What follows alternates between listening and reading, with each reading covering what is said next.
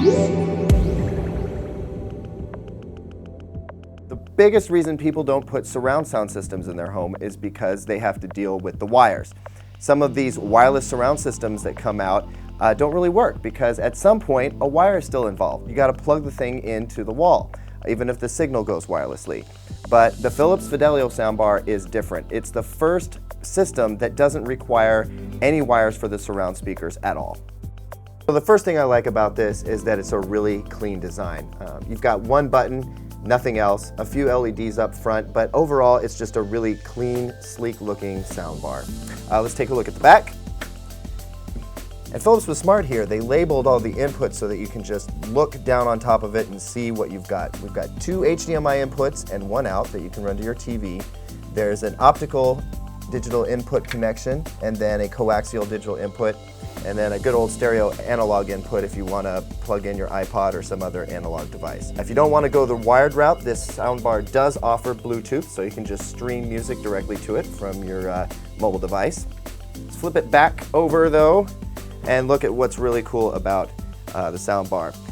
You can leave your speakers connected to the soundbar and get sort of a virtual surround sound effect if you don't feel like breaking them apart. But all you have to do is pull the surround speaker out and go place it where you want it.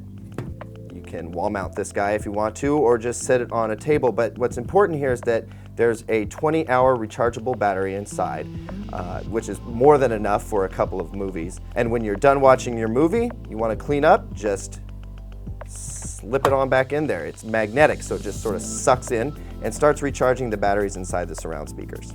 Here's the sub that Philips provides with the system. It's a 6.5-inch subwoofer. You can see the driver right there. And it is kind of tall, you may have noticed. It's ported to the back, but it's also wireless in that the signal goes to the sub wirelessly. You still have to plug it in, but that still gives you a lot of flexibility in terms of where you place it. In terms of performance, we felt like it did a good job of filling out the bottom end of sound, but it didn't really give you that room-shaking, deep, guttural rumble that you would get out of a super high-performance subwoofer. That's to be expected though. It's made to be compact and slip into the environment. We're a little concerned about the height here. It calls attention to itself to some degree, but at least it's not ugly.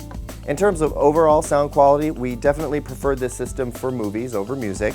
It didn't sound terrible for music, but it lacked some of the detail and some of the mid-range punch that you really want out of a quality audio system. But for movies, it worked really well. The surround effects were great, and it had plenty of dynamic punch for movies. Nothing to complain about there. All in all, a really quality soundbar.